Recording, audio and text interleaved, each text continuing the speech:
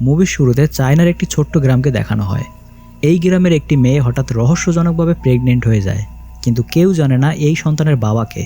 যত দিন যেতে থাকে গ্রামের প্রত্যেকটা মানুষ এই নিয়ে আলোচনা করতে শুরু করে। মানুষের এসব আলোচনা সহ্য করতে না পেরে সেই মেয়েটির মা টাকার বিনিময়ে সেই বাচ্চাটিকে এক মহিলা তান্ত্রিকের কাছে বিক্রি করে দেয়, যাতে সেই মেয়েটির বাচ্চাটিকে মেরে মেয়েটিকে পুনরায় নর্মাল করে দিতে পারে। আসলে এই মন্দিরে সদ্য জন্মানো বাচ্চাদেরকে তন্ত্রমন্ত্রের মাধ্যমে শয়তানে রূপান্তর করা হতো এবং তাদেরকে বিভিন্ন হাড়ির মধ্যে বন্দি করে রাখত, যাদেরকে এরা কুমানথুং বলতো। আর এই কুমানথুংয়ের ভয়ে এই মন্দিরে মানুষের আসা যাওয়া সম্পূর্ণভাবে বন্ধ হয়ে যায়। এখন সেই মা তার মেয়েকে নিয়ে এই মন্দিরে আসে এবং তান্ত্রিকরা তাদের তন্ত্রমন্ত্রের সাহায্যে মেয়েটির পেট থেকে বাচ্চাটিকে বের করে আনে। ফলে সেই মেয়েটি সেখানেই মারা যায়। এরপর তারা সেই মেয়েটিকে কবর দেওয়ার জন্য মাটি খুঁড়তে শুরু করে। আর ঠিক তখনই আমরা দেখতে পাই এক অদৃশ্য শক্তি সেখানে থাকা সবাইকে একে একে মেরে ফেলে এবং পুনরায় সেটি আবারও মেয়েটির পেটের মধ্যে ঢুকে যায়। এর ফলে মেয়েটি আবারও প্রেগনেন্ট অবস্থায় ফিরে আসে এবং অদ্ভুতভাবে মেয়েটিও বেঁচে ওঠে। এরপর মুভির সিন কাট হয় এবং আমাদের দেখানো হয় বন্ধুদের একটা গ্রুপকে, যারা ফিনিক্স মতি নামের একটা মূল্যবান পাথর খুঁজতে বেরিয়েছে। তারা ঘুরতে ঘুরতে সেই ভয়ানক কুমানথুং মন্দিরে চলে আসে, কারণ ফিনিক্স মতি একমাত্র এই মন্দিরেই রয়েছে। তাদের মধ্যে লিওজিন নামের একটা ছেলে থাকে। সে প্রত্যেককে এই মন্দিরের ভয়ানক কাহিনী সম্পর্কে বলতে থাকে। এর সঙ্গে সঙ্গে সে নিজেও ভয় পেতে শুরু করে। এরপর মন্দিরে ঢুকতেই তারা বিভিন্ন দেবদেবীর মূর্তি দেখতে পায়। তারা এমন একটা জায়গায় এসে পৌঁছায় যেখানে প্রচুর কঙ্কাল এবং হাড়গোড় ছড়িয়ে ছিটিয়ে রয়েছে। লিওজিন তার সঙ্গে করে বেশ কিছু বাচ্চাদের খেলনা নিয়ে আসে এবং সেগুলো সেখানে ফেলে দেয়, আর ভূতেদের উদ্দেশ্যে বলে তারা যেন তার কোনো ক্ষতি না করে। তার ধারণা এই খেলনাগুলো পেলে এখানে থাকা বাচ্চা ভূতেরা তার কোনো ক্ষতি করবে না। এভাবে কিছু দূর যাওয়ার পর তারা একটা বড় মূর্তি দেখতে পায়। সবাই মিলে সেটাকে ঠেলে সরাতেই নিচে একটা সুড়ঙ্গ বেরিয়ে আসে। সুড়ঙ্গটা ছিল অনেক বড় এবং নিচে নামতেই অদ্ভুত অদ্ভুত শব্দ তারা শুনতে পায়। প্রথম দিকে তারা এগুলোকে কোনো গুরুত্ব দেয় না, কিন্তু কিছু সময় পর তারা একটা বাচ্চা মেয়ের গলার আওয়াজ শুনতে পায়। প্রত্যেকে এটা শুনে আঁতকে ওঠে। ঠিক পরের মুহূর্তেই লিওজিন অনুভব করে একটা বাচ্চা মেয়ে তার হাত ধরেছে। সে পেছনে ঘুরতেই দেখে সেখানে কেউ নেই, বরং তার হাতে কিছু পাউডার লেগে রয়েছে। এটা দেখে তো ভয়ে লিওজিনের অবস্থা খারাপ। তখন তারা লিওজিনকে বোঝায় যদি সত্যি এটা কোনো ভূত হতো তাহলে সে পাউডার লাগিয়ে কেন আসতো। এরপর বেশ কিছুক্ষণ পর তারা একটা কফিন খুঁজে পায়। এই কফিনটা ছিল রাজা কিম জিয়ানের। তাদের ধারণা এই কফিনের মধ্যেই ফিনিক্স মতি থাকতে পারে। এবার কফিন খোলার আগে তারা প্রার্থনা করে, কারণ চায়নাদের একটা নিয়ম রয়েছে, তারা যখন কারো কফিন খুলতে যায় তখন সেই মৃত ব্যক্তির নামে আগে প্রার্থনা করতে হয়, নয়তো কফিন খুললেই তাদের উপর অভিশাপ নেমে আসবে। এরপর তারা কফিনটা খোলে, যেটা সম্পূর্ণ সোনা দিয়ে তৈরি ছিল। অনেক কষ্টের পর তারা সেটাকে খুলে দেখে ভেতরে কিছুই নেই এবং তার পরের মুহূর্তেই তারা বুঝতে পারে যে এটা একটা ফাঁদ ছিল তাদের জন্য। তাই কফিন খুলতেই তাদের চারপাশের প্রতিটা জিনিস ভেঙে নিচে পড়তে শুরু করে এবং নিচের অংশটা সম্পূর্ণ ফাঁকা হয়ে যায়, আর সঙ্গে সঙ্গে বড় বড় লোহার কাঁটা বেরিয়ে জায়গাটা আটকে যায়। বাকিরা কোনো রকমে বেঁচে গেলেও লিওজিন সেই লোহার কাঁটার নিচে আটকে পড়ে এবং একটা দড়ির সাহায্যে ঝুলে থাকে। এখন তাদের মধ্যে একটা ছেলে যার নাম কাই, সে তখন দৌড়ে একটা দরজার কাছে যায় এবং সেখানে একটা লক থাকে, সেটা ঘোরায়। আর তার পরের মুহূর্তেই মন্দিরের চারপাশে আগুন জ্বলে ওঠে। এদের মধ্যে যে মেয়েটি ছিল যার নাম মিয়ামি, সে বলে এটা হলো ড্রাগনের আগুন, যার অর্থ হলো কেউ যদি এখানে কোনো খারাপ কাজ করে বা ক্ষতি করার চেষ্টা করে তবে সেক্ষেত্রে এই আগুন তাকে ধ্বংস করে দেবে। এখন এই আগুন যেহেতু জ্বলে উঠেছে তার মানে এখন আমাদেরও খুব বিপদ। এদিকে লিওজিন আর বেশিক্ষণ ঝুলে থাকতে পারে না। অবশেষে দড়ি ছিঁড়ে অন্ধকার পাতালের মধ্যে সে তলিয়ে যায়। এটা দেখে কাই চিৎকার করে ওঠে এবং পরের মুহূর্তেই সে লক্ষ্য করে সে একটা ঘরের মধ্যে বসে রয়েছে। আর এই সব কিছু সে এতক্ষণ ভাবছিল। তার পাশে একজন ডাক্তারও বসে রয়েছে। সে ডাক্তারকে জিজ্ঞাসা করে, আমি কতদিন ধরে এখানে রয়েছি? ডাক্তার বলে, বেশি না, মাত্র 30 মিনিট হয়েছে। কিন্তু তখনও কাইয়ের লিওজিনের কথা বারবার মনে পড়তে থাকে। সে তার কথা কোনোভাবেই ভুলতে পারে না। এমন অবস্থায় তার বন্ধু রিকি সেখানে আসে।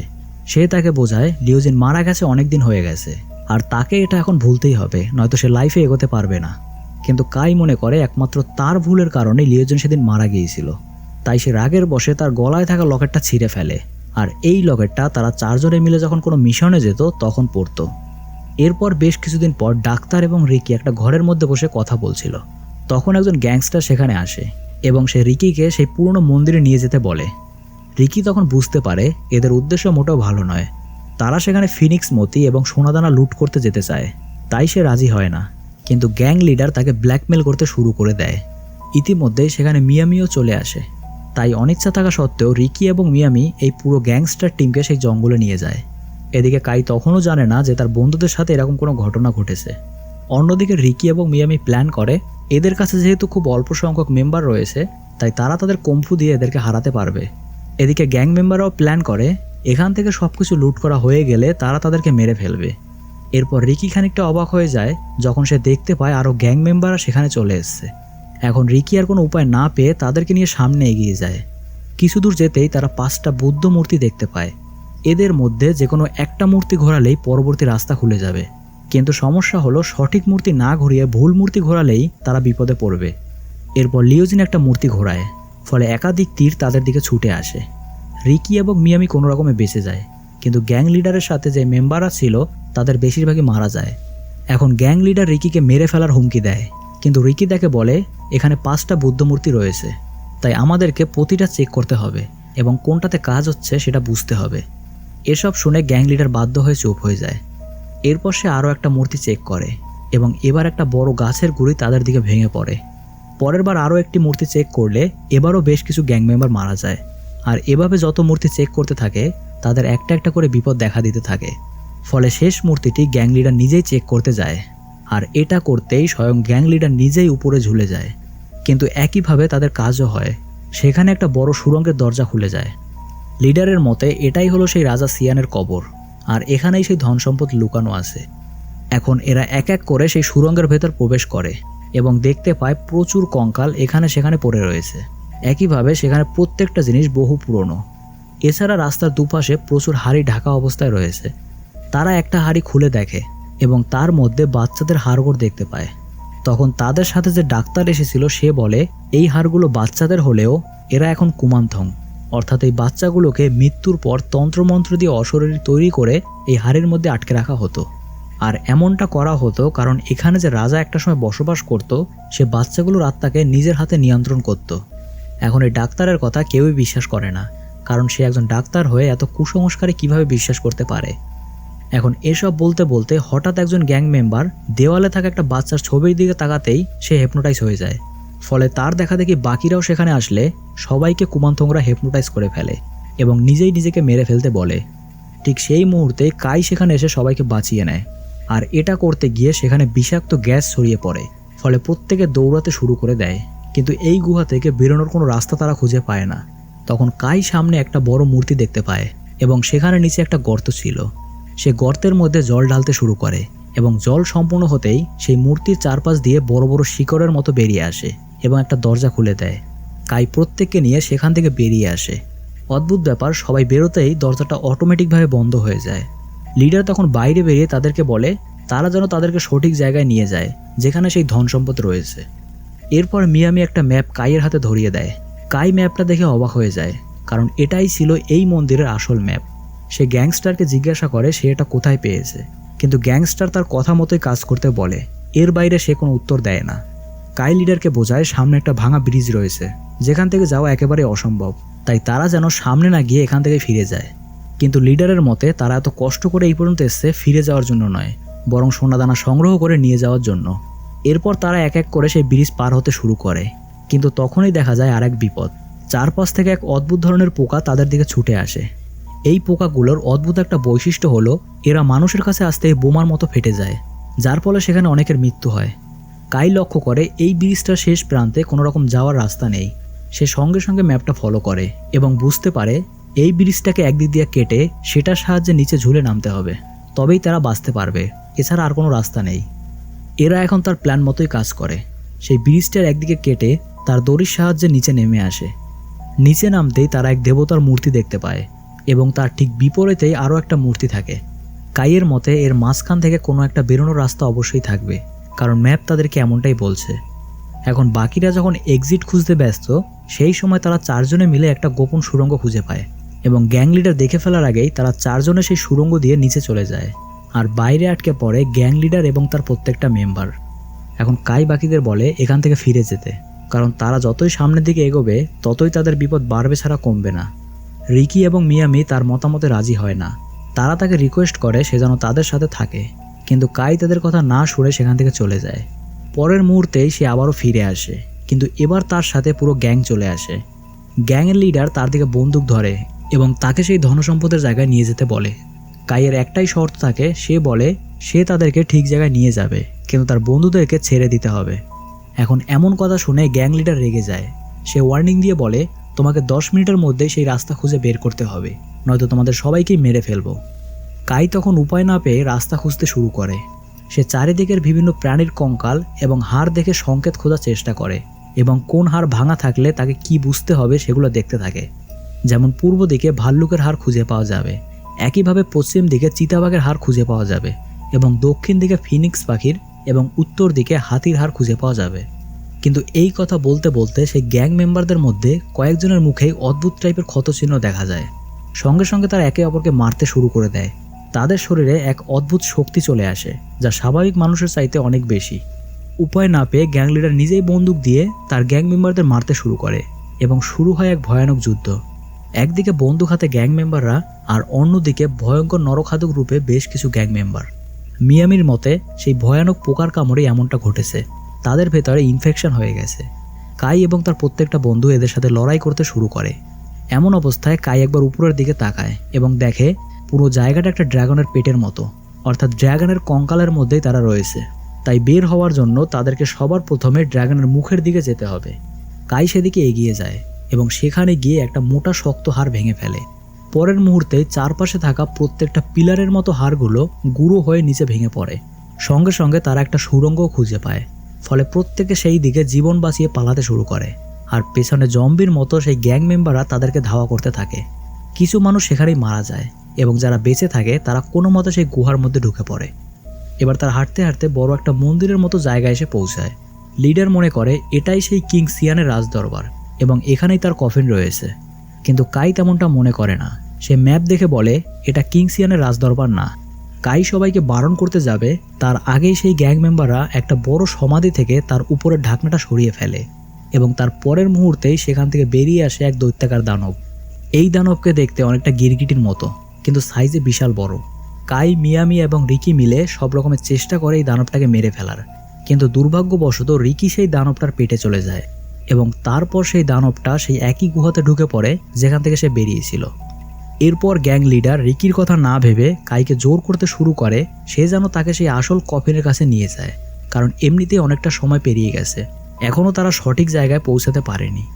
গ্যাং লিডার তার বন্দুক বের করে কাইয়ের দিকে ধরে। কাইও এবার খুব রেগে যায়। সে তাকে বলে, তুমি চাইলেই আমাকে মারতে পারো, কিন্তু একটা কথা মনে রাখবে, এখান থেকে বেরোতে হলে আমার হেল্প ছাড়া কেউ বেরোতে পারবে না। যার ফলে গ্যাং লিডার বাধ্য হয়ে তাকে ছেড়ে দেয়। কাই দেওয়ালে কান রাখলে শুনতে পায় সেই দৈত্যাকার দানবের পায়ের শব্দ। তারা এবার আরও একটি মূর্তি ঘোরায় এবং সেটা ঘোরাতেই সামনে একটা দরজা খুলে যায়। প্রত্যেকে সেই দরজার দিকে তাকালে রাজা সিয়ানের মূর্তি দেখতে পায়। তারা সেখানে যায় এবং গ্যাং লিডার খুব খুশি হয়, কারণ সে এতদিন ধরে এখানে আসতে চেয়েছিল। সে বিশ্বাসই করতে পারছে না এই সোনার তৈরি মূর্তিটা তার সামনে দাঁড়িয়ে আছে। কিন্তু বাকিরা এই মূর্তি দেখে না, বরং তারা চারপাশে ঘুরতে শুরু করে, কারণ তাদের বিশ্বাস এখানে যেমন দামি জিনিস রয়েছে ঠিক তেমনই অজানা বিপদও রয়েছে। এখন গ্যাং লিডার সেই মূর্তি থেকে একটা দামি গয়না খুলে নেয় এবং তার পরের মুহূর্তে সেই দৈত্যাকার দানব এখানে চলে আসে। পরিস্থিতি ঠিক আগের মতোই ভয়ানক হয়ে যায়। কাই এই দৈত্যটার সাথে লড়াই করতে শুরু করে, কিন্তু সে পেরে ওঠে না। তারা ধারালো অস্ত্র দিয়ে দৈত্যের ওপর আঘাত করে এবং কাই তার বন্দুক দিয়ে গুলি করতে শুরু করে, কিন্তু তাতেও দানবটির কিছুই হয় না। এরপর কাই তার পিঠে থাকা ব্যাগটা, যার মধ্যে বোমা ছিল, সেটা সেই দানবটার মুখে ছুঁড়ে মারে এবং সেই ব্যাগ লক্ষ্য করে গুলি ফায়ার করে, যার ফলে বিশাল একটা ধামাকা হয় এবং দানবটি সেখানেই মারা যায়। কিন্তু কাই এতে সন্তুষ্ট হয় না, কারণ লিওজিনের মতো রিকিও এখানে এসে মারা গেছে। সে তাদের কাউকেই বাঁচাতে পারেনি। মিয়ামি তখন তাকে জড়িয়ে ধরে এবং তাকে বোঝায় সে সবসময় তার সাথেই থাকবে, তাই মন খারাপ করার কোনো কারণ নেই। এদিকে গ্যাং লিডার খুব খুশি, কারণ এত বড় দৈত্যটাকে সে মেরে ফেলেছে এবং এখন এখানকার সোনা দানা সে নিজে আত্মসাৎ করবে। এরপর তারা সেখানে 3টে কফিন দেখতে পায়। এই 3টে কফিনকে ঘোরালেই তবেই আসল কফিনটা বেরিয়ে আসবে। ফলে কাই এবং মিয়ামি সেগুলোকে ধাক্কা দিতে শুরু করে। কফিনগুলোকে একবার ঘোরানোর পরে মাঝখানে ফাঁকা হয়ে যায় এবং বেরিয়ে আসে অন্য একটা কফিন, এবং এই কফিনটা ছিল পুরো সোনার তৈরি। কিন্তু তার পরেই ঘটে এক অদ্ভুত ঘটনা।